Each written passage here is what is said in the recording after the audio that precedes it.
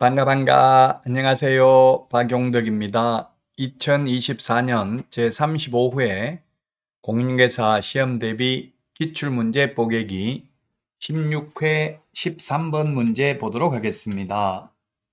중개보수 청구권에 대한 설명으로 틀린 것입니다. 중개보수 시험에 두 문제 정도 출제되죠. 분양권인 경우 이게 1번이 좀 저는 바람직하지는 않다고 봅니다만은 어쨌든 판례는 분양권인 경우에는 분양가, 총 분양가가 아니라 실제 주고받는 돈입니다. 만약 분양가가 5억인데 계약금 5천만 원 들어간 상태에서 프리미엄이 5천만 원 붙었다면 1억에다가 곱하기 요율을 한다. 실제 주고받는 돈. 분양가가 아니라 총 분양 대금이 아니라 실제 주고받는 돈, 계약금, 중도금, 프리미엄까지만 합산한다는 게 판례의 입장이 되겠습니다. 자, 그 다음에 2번에 중개보수 청구권은 중개 완성이 있어야만 청구권을 행사할 수 있다. 그렇습니다. 계약이 성사되어야만 중개보수를 받을 수 있습니다. 그 다음에 3번 지문입니다. 중개보수의 지급 시기는 개업공개사와 중개 의뢰인 간의 약정에 따르되 약정이 없을 때에는 중개대상물의 거래대금 지급이 완료된 날을 기준으로 합니다.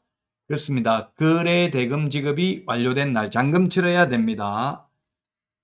매수 신청 대리의 보수는 매각대금 지급 기한일이죠. 약정이 없을 경우에는. 자, 그 다음에 4번입니다. 실비 청구권의 행사는 권리분석에 소요되는 실비 청구는 이전 의뢰인에게 계약금 등의 예치 권고 시 소요되는 실비는 취득 의뢰인에게 청구할 수 있습니다. 맞습니다. 5번 중개보수는 중개완성에 대한 반대급부적 성격으로 중개보수 지급을 약정하지 않았어도 중개가 완성되면 당연히 중개보수 청구권은 인정된다는 게 판례입니다. 상법상 상인이므로 그에 상응하는 보수를 받을 수 있다는 게 판례의 태도가 되겠습니다. 1번이 정답이 되겠고요. 다음은 14번 문제 보도록 하겠습니다. 중개업 등록에 관한 설명으로 틀린 것입니다. 1번 업무정지 처분을 받은 개업공개사는 그 기간 중에 당해 중개업을 폐업하고 다시 중개사무소 개설 등록을 신청할 수 없다의 결격사유이기 때문에 맞습니다. 자, 그 다음에 2번 중개사무소 개설 등록을 한 개업공개사가 종별을 달리하여 업무를 하고자 하는 경우에는 등록 신청서를 다시 제출해야 됩니다. 예를 들면 부칙개공에서 자격을 취득한 공인중개사인 개업공개사로 종별을 변경하는 경우도 있을 것이고 공인중개사인 개업공개사가 법인인 개업공개사로 종별을 변경하는 경우도 있겠죠. 자, 그 다음에 3번이 틀린 정답이네요. 등록 처분 통지는 7일 이내입니다. 10일 이내가 아니라 7일 이내에 등록 처분 통지합니다. 7일 이내. 그래서 3번이 틀린 정답이 되겠습니다. 7일 이내 등록 처분 통지합니다. 매수 신청 내린 등록은 14일 이내죠. 자, 그래서 3번이 틀린 정답이고요. 4번 등록관청은 중개사무소 개설 등록사항을 다음 달 10일까지 협회에 통보해야 됩니다. 다음 달 10일까지입니다. 10일 이내가 아니고. 자, 그 다음에 5번 등록관청은 등록증을 교부하는 때에는 손해배상 책임을 보장하기 위한 보정 설정 여부를 확인하여야 한다. 따라서 보정 설정은 등록 후 업무 개시 전이라고 되어 있는데 업무 개시 전이지만 구체적으로 본다면 등록증 교부 전 업무 개시 전이지 등록증 교부받고 나서 업무 개시 전은 아니라는 점을 주의하셔야 되겠습니다.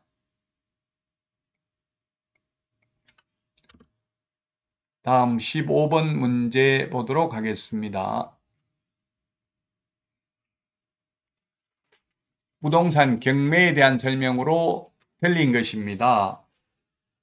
미등기 건물도 강제경매의 대상이 될 수 있습니다. 이제 미등기, 무허가 건물도 강제경매의 대상이 될 수 있고요. 자, 2번이 틀렸네요. 이게 시험에 가장 많이 출제됐습니다. 매수보증금은 매수가격, 응찰가, 입찰가, 즉 선행금액이 아니라 최저 매각 가격의 10분의 1입니다. 매수 신청 가격의 10분의 1이 아니라 최저 매각 가격의 10분의 1이 되겠습니다. 그래서 2번이 틀렸습니다. 상고보증금은 매각 대금의 10분의 1이죠. 자, 그 다음에 3번 저당권, 건저당권, 담보가등기, 압류, 가압류는 무조건 소멸됩니다. 모든 저당권, 모든 해도 맞습니다. 4번 지상권, 지역권, 전세권 및 등기된 임차권은 저당권, 가압류채권, 압류채권에 대항할 수 없는 경우에는 매각으로 소멸한다. 즉 말소 기준권리보다 후순이면 소멸하고 말소 기준권리보다 선순이면 인수됩니다. 무조건 인수되는 것은 유치권, 분묘기지권, 법정지상권은 무조건 인수되죠. 물론 유치권은 경매 신청 기입 등기 전까지 유치권을 취득해야 되고요. 즉 점유를 해야 됩니다. 자, 그 다음에 5번의 매수인은 매각 대금을 다 낸 때 소유권을 취득합니다. 소유권 이전 등기를 격려한 때가 아니라 매각 대금을 다 낸 때에 민법 186조가 적용되는 게 아니라 187조가 적용이 되겠죠. 16번 문제 보도록 하겠습니다. 사무소 이전에 대해서 틀린 것입니다. 1번 개업공개사가 중개사무소를 이전한 때에는 이전 후 등록관청에 신고해야 된다. 우리 주민등록 전입신고하는 거하고 똑같습니다. 이사 가고 나서 옛날에는 전출신고도 했습니다만 지금은 전입신고만 하죠. 마찬가지로 사무소를 옮기는 것도 이사 가기 때문에 옮기잖아요. 그래서 이사하는 거와 똑같이 이전 후 등록관청에 신고하시면 됩니다. 이전 신고는 이전하고 나서 10일 이내에 신고하면 되겠습니다. 자, 그 다음에 3번 등록관청은 분사무소 이전 신고를 받은 때에는 그 분사무소 소재지 관할 시장군수구청장에게 통보해야 됩니다. 엄밀히 말하면 시장군수구청장인데 기출문제에 등록관청이라고 사실 잘못 나왔죠. 그렇지만 이 신청을 받아주진 않았습니다. 왜냐하면 등록관청이란 우리 법제 구조에 보면 법인의 경우 주된 사무소 소재지 시장군수구청장을 말한다 이렇게 되어 있거든요. 그렇다면 분사무소 소재지 등록관청이 아니라 시장군수구청장 해야만 정확하기는 합니다. 그러나 이렇게 약간 오류가 있게 출제되더라도 무조건 X 하시면 안 되겠습니다.